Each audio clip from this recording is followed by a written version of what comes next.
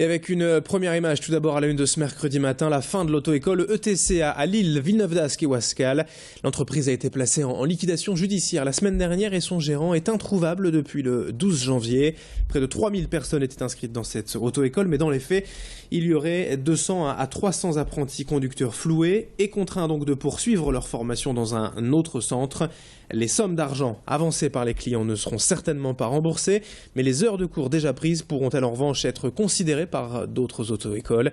La société ETC employait en tout 13 salariés aujourd'hui donc au chômage. Quant au gérant, il serait probablement en fuite à l'étranger. Écoutez les explications de ce moniteur au micro de Fanny Bourdillon. Les élèves donc, ne seront pas obligés de reprendre des forfaits complets. Et par exemple, je sais qu'on s'est arrangé avec des collègues d'autres auto-écoles voisines des nôtres. Entre autres, on a deux auto-écoles sur l'île qui s'appellent Permis 59 et Conduite 2.0 qui vont proposer des offres au niveau des élèves qui étaient chez ETC et qui sont dans le besoin en fait. Donc il suffit entre guillemets qu'ils reprennent leur dossier auprès de l'étude de maître l'œil pour ensuite se réinscrire dans une autre auto-école et reprendre leur formation à l'endroit où elle s'est arrêtée. Alors que pour les clients de l'auto-école ETC, les dossiers sont à récupérer auprès du liquidateur judiciaire Maître l'œil, boulevard Gambetta à Tourcoing. Autre information dans cette édition, en images, la grande opération de recrutement de la Marine nationale. Vous avez peut-être remarqué déjà à la télévision ou ailleurs cette nouvelle campagne de communication. L'objectif, c'est de recruter tout de même 9000 jeunes en 3 ans, à raison de 3000 recrues par an. Le message, accompagné d'images toujours aussi impressionnantes, s'adresse directement aux volontaires. Faites un pas vers votre avenir, c'est le slogan de cette nouvelle campagne 2015. Dans les faits, les besoins se concentrent particulièrement autour de la maintenance aéronautique au sein des bases terrestres ou même sur porte-avions. Pour tout complément d'information, un seul site internet, êtremarin.fr. Et les explications du chef de bureau du recrutement à Lille au micro de Thibaut Paqui. Initialement, nous avons trois contrats d'1 an. 4 ans ou 10 ans. 10 ans, c'est pour sous-officiers, c'est pour de bac validé à bac plus 3. Le contrat de 4 ans, c'est de 3e à niveau terminal. Et le contrat de volontaire, c'est de la 3e à bac plus 5, étant donné que nous poussons malgré tout tous nos candidats et candidates à aller au maximum de leur capacité scolaire. Certes, le métier de marin n'est pas un métier comme les autres, mais il est exercé par des Français comme les autres. Donc, c'est une démarche personnelle qui passe par de la motivation. Parce qu'il faut savoir que tout jeune motivé a sa place dans la Marine nationale. On enchaîne avec du sport dans ce journal et on connaît enfin la date du 8e de finale de Coupe de France entre Croix et Concarneau. Ce sera le mardi 10 février à 19h30 au stade Henri Seigneur à Croix, contrairement à ce que l'on avait pensé dans un premier temps. Du coup, le nombre de places ce sera franchement limité avec une jauge maximale de 2244 places et déjà 600 places réservées par la fédération, les partenaires ou le club adverse. Il n'y aura guère que 1500 billets en vente pour cette affiche dès lundi prochain, le 2 février, directement au clubhouse de l'Iris Club de Croix, à des tarifs compris entre 5 et 15 euros.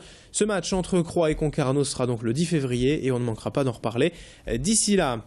Le foot dans l'actualité, c'est également le LOSC qui ne parvient pas à se sortir de cette spirale négative depuis plusieurs semaines. Après la défaite le week-end dernier à domicile contre Monaco, les Lillois vont enchaîner ce samedi avec un déplacement à Nantes. Quelques éclaircies tout de même dans le ciel nordiste actuellement avec les bonnes rentrées récemment de jeunes joueurs comme Kevin Koubemba.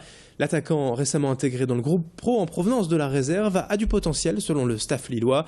Je vous propose de le découvrir un peu plus. Il était hier en conférence de presse au domaine de Luchin et au micro de Rémi Pem. On nous donne du temps de jeu, donc c'est à nous de saisir la chance qui nous est donnée. Et bien sûr qu'il y a une carte à jouer parce que c'est...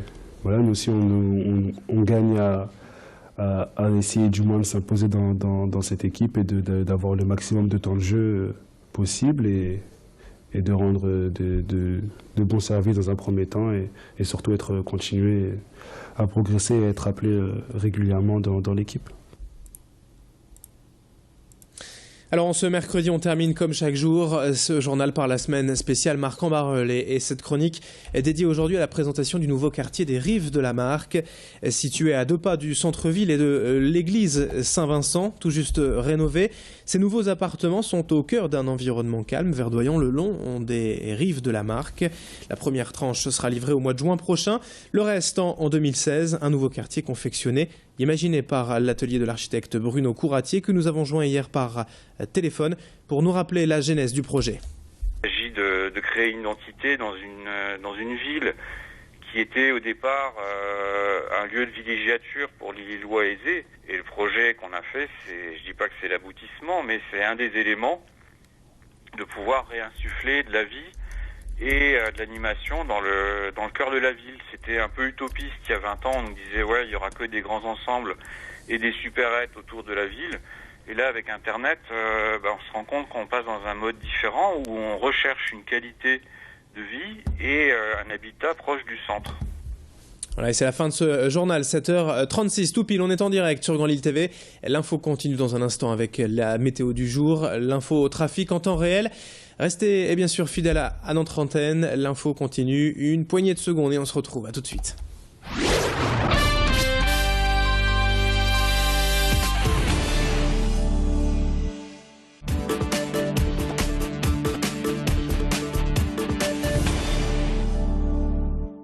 Continue sur Grand Lille TV.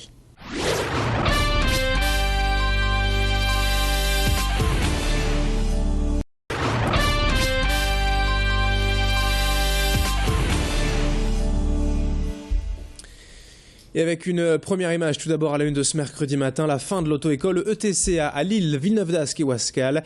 L'entreprise a été placée en liquidation judiciaire la semaine dernière et son gérant est introuvable depuis le 12 janvier.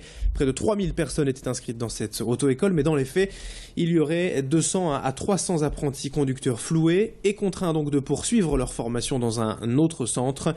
Les sommes d'argent avancées par les clients ne seront certainement pas remboursées, mais les heures de cours déjà prises pourront-elles en revanche être considérées par d'autres auto-écoles.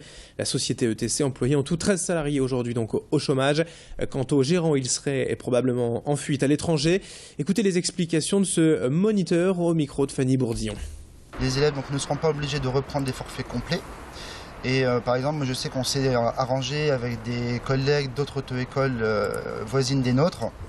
Entre autres, on a deux auto-écoles sur l'île qui s'appellent Permis 59 et Conduite 2.0 qui vont proposer des offres au niveau des élèves qui étaient chez ETC et qui sont dans le besoin en fait. Donc il suffit entre guillemets qu'ils reprennent leur dossier auprès de l'étude de maître l'œil pour ensuite se réinscrire dans une autre auto-école et reprendre leur formation à l'endroit où elle s'est arrêtée.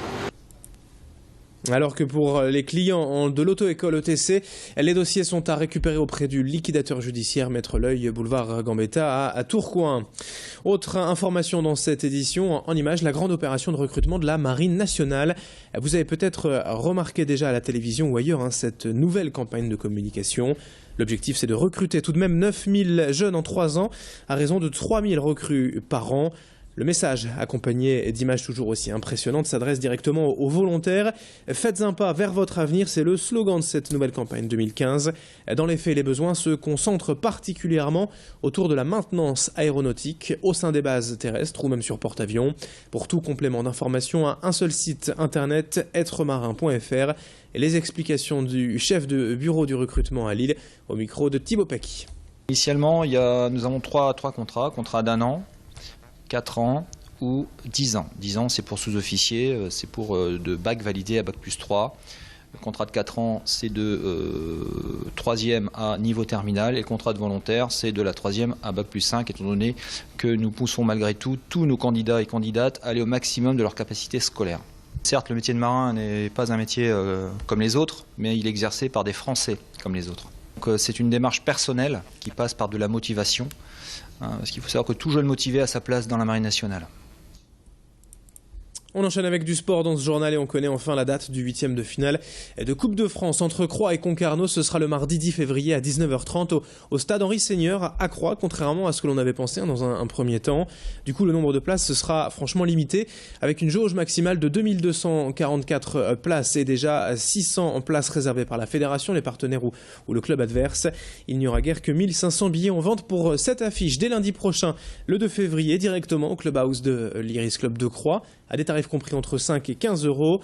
Ce match entre Croix et Concarneau sera donc le 10 février et on ne manquera pas d'en reparler d'ici là. Le foot dans l'actualité, c'est également le LOSC qui ne parvient pas à se sortir de cette spirale négative depuis plusieurs semaines. Après la défaite le week-end dernier à domicile contre Monaco, les Lillois vont enchaîner ce samedi avec un déplacement à Nantes. Quelques éclaircies tout de même dans le ciel nordiste actuellement avec les bonnes rentrées récemment de jeunes joueurs comme Kevin Koubemba. L'attaquant récemment intégré dans le groupe pro en provenance de la réserve a du potentiel selon selon le staff lillois. Je vous propose de le découvrir un peu plus. Il était hier en conférence de presse au domaine de Luchin et au micro de Rémi Pem.